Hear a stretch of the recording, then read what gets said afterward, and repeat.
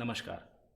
मैं अंकित Kerkar T for theatres की चकल stories इस श्रृंखला में एक लघु कथा पढ़ने जा रहा हूँ जिसका शीर्षक है मध्यम वर्गीय कुत्ता। और वो लिखी है हरिशंकर परसाई जी ने।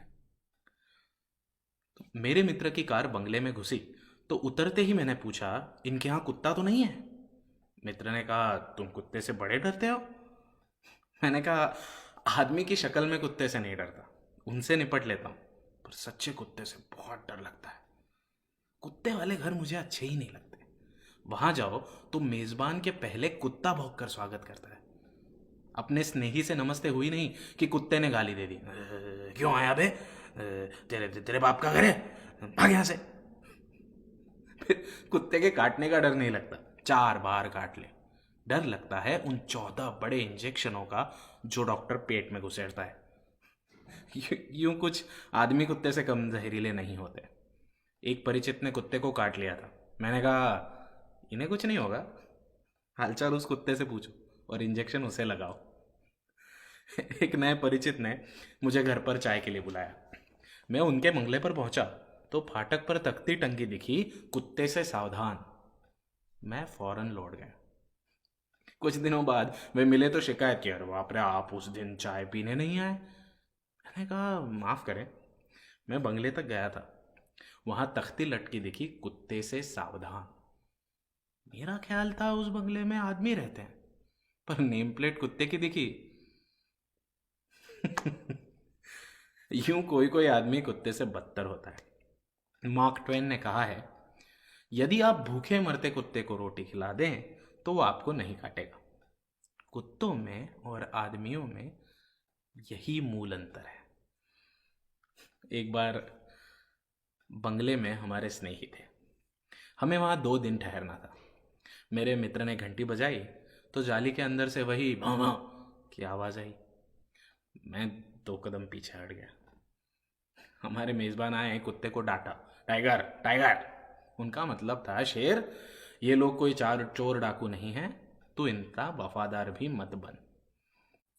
कुत्ता जंजीर से बंधा था।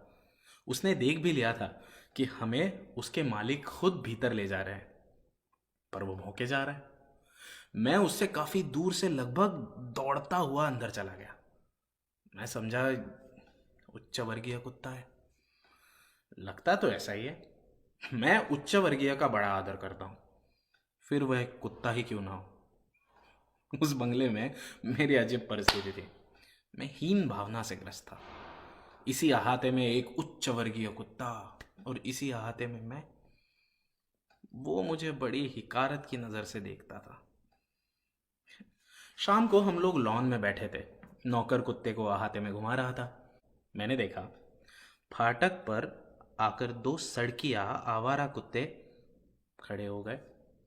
वे सर्वहारा कुत्ते थे।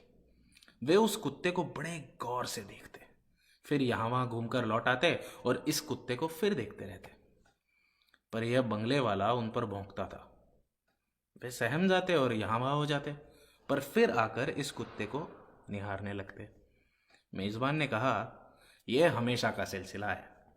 जब भी अपना कुत्ता बाहर आता है, वे कुत्ते इसे देखते ही रहते हैं। मैंने कहा, पर इसे उन पर भौंकना नहीं चाहिए। अरे ये पट्टे वाला, जंजीर वाला है, सुविधा भोगी है। वे कुत्ते बेचारे भूख मरे आवारा हैं, पर फिर इसकी और उनकी बराबरी नहीं है, फिर ये उन्हें क्यों चुनौती देता है। रात को हम बाहर ही सो गए। जंजीर से बंधा कुत्ता भी पास ही अपने तख्त पर सोया हुआ था। अब हुआ यह कि आसपास जब भी वे गली के आवारा कुत्ते भौंकते, यह कुत्ता भी भौंक देता। आखिर ये कुत्ता उन कुत्तों के साथ क्यों भौंकता है? यह तो उन पर भौंकता है।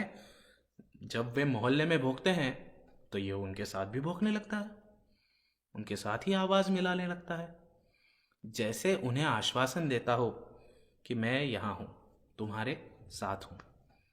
मुझे इसके वर्ग पर शक होने लगा है। यह उच्च वर्गीय कुत्ता बिल्कुल भी नहीं है। मेरे पड़ोस में ही एक साहब के पास थे 2 कुत्ते। उनका रोब ही निराला।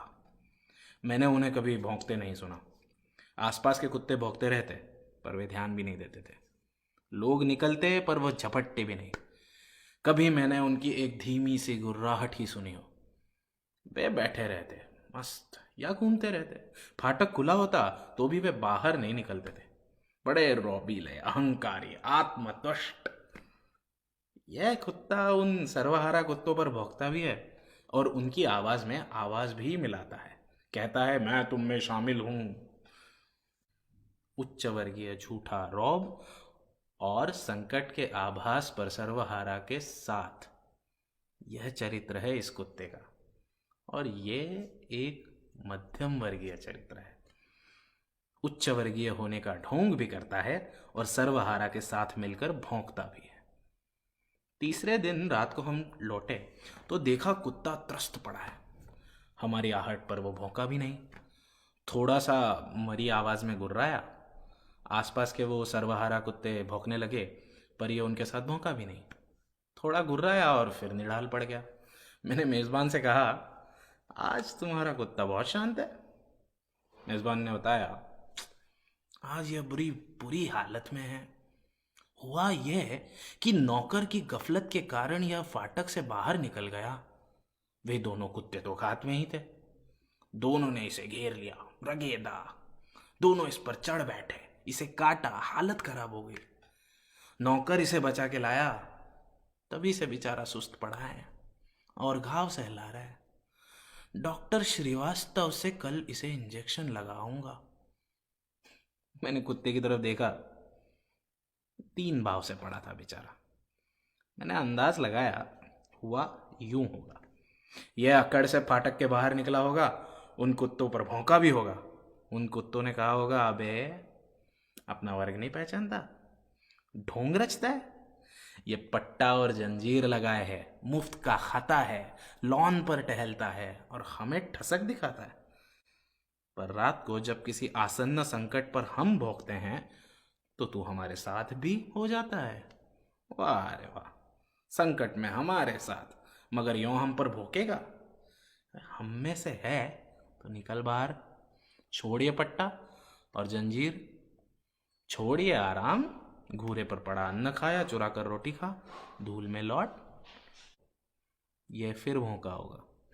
इस पर वो कुत्ते झपटे होंगे, यह कहकर, अच्छा ढोंगी दगाबाज, अभी तुझे तेरे झूठे दर्प का अहंकार नष्ट कर दिए देते हैं। इसे रगेदा, पटका, काटा, धूल खिलाई। अभी कुत्ता चुपचाप पड़ा अपने सही वर्ग के बारे में चिंतन कर रहा है।